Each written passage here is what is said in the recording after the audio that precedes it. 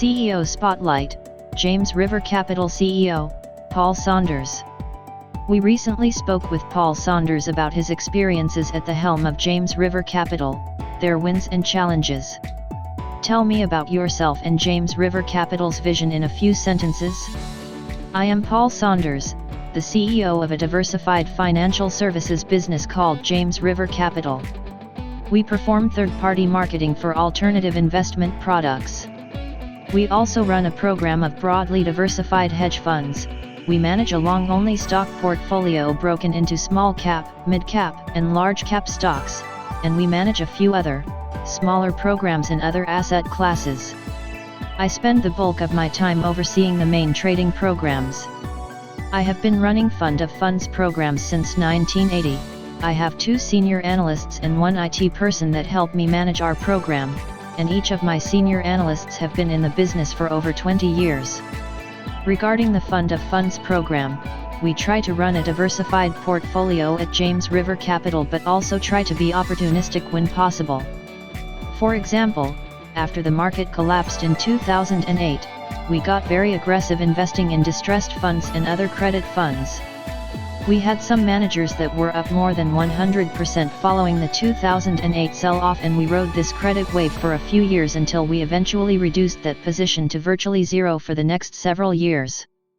We have been building back our credit position over the past year as the stock market has become fully valued in our opinion. Having been in the business for more than 40 years, we have a good reputation and network for sourcing hedge fund managers.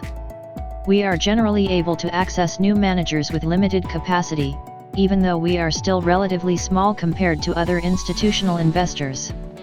We are willing to invest in lesser-known managers, some of whom have done extremely well for our portfolio. Given that I have spent 40 years interviewing hundreds of managers per year, I believe our team has developed good instincts when selecting managers for our portfolio. We have invested early with managers and we have exited at the top with several managers as they grew ready to move on. This business is not an exact science and cannot be done well by simply analyzing past performance. There are many variables that go into a decision to hire or fire a manager. We have definitely made some mistakes at James River Capital, but fortunately, our successes have far outweighed our mistakes. One of the statistics that I am proud of is that our slugging ratio has been very strong. The slugging ratio measures the size of your wins versus the size of your losses.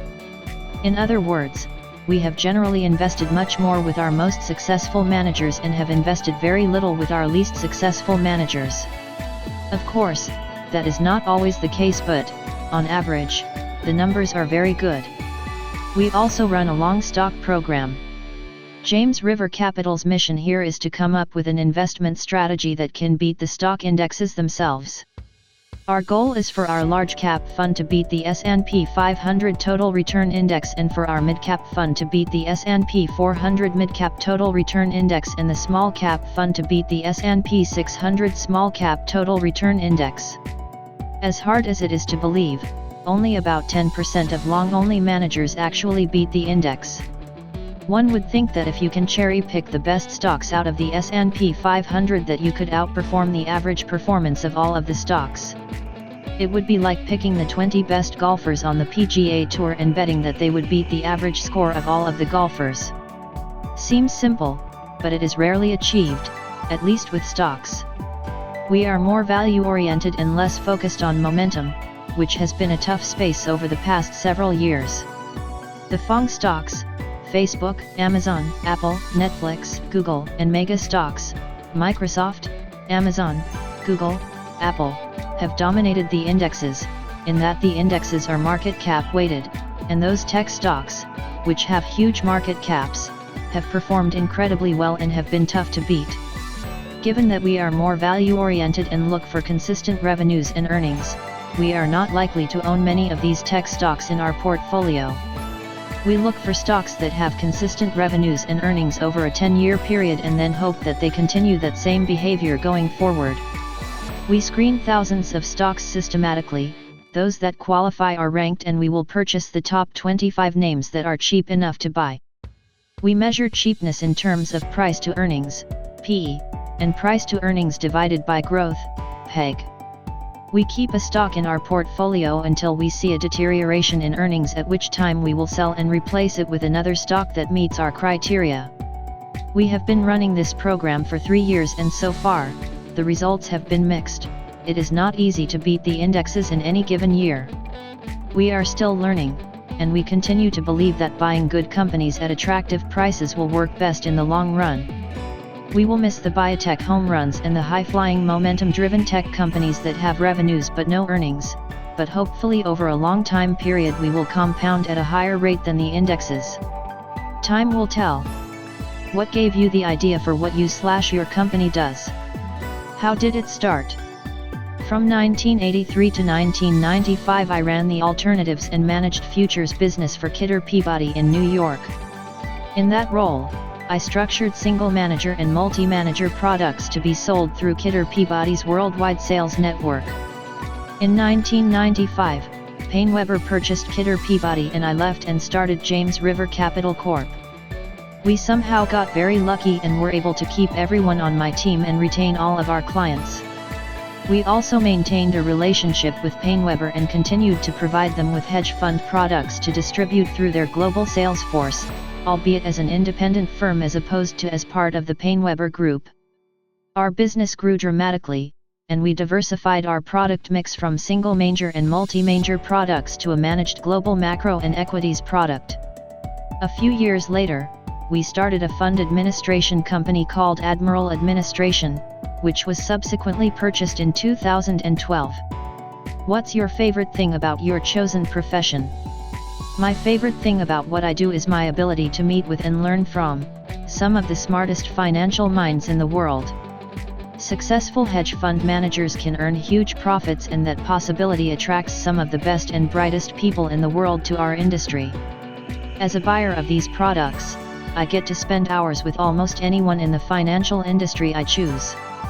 That is an incredible privilege and opportunity. I have probably interviewed around 200 managers per year for the last 40 years.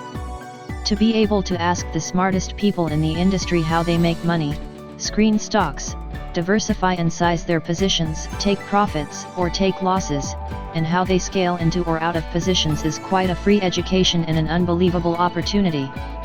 I feel so lucky to do what I love every day. Additionally, I enjoy the challenge of the ever-changing global markets and having to be creative about capitalizing on risks or opportunities that I see in the dynamic world economy. What keys to being productive can you share with us? One of the keys to being productive is staying busy. If you are busy, you simply have to be productive, and to be productive you have to be focused. Too many people try to do too many things and don't get anything done, or they partially complete a lot of things, but nothing ever gets finished. It is a challenge to stay focused while running a company. Many people need my time and input, which can make it hard for me to give my full effort to my most important tasks. Tell us one long-term goal in your career. A long-term goal of mine has always been to be financially successful. That goal is why I chose my current profession. As a money manager, I get paid on assets under management. Those assets can either grow organically, by attracting new business, or by increased investments from existing clients. There is no real limit on what a successful money manager can make. All of this depends on performing well, which is why I have always worked hard to perform as best as I possibly can. I like the fact that I only do well if my clients do well, and my goal is to continue doing that. Thank you for watching the video.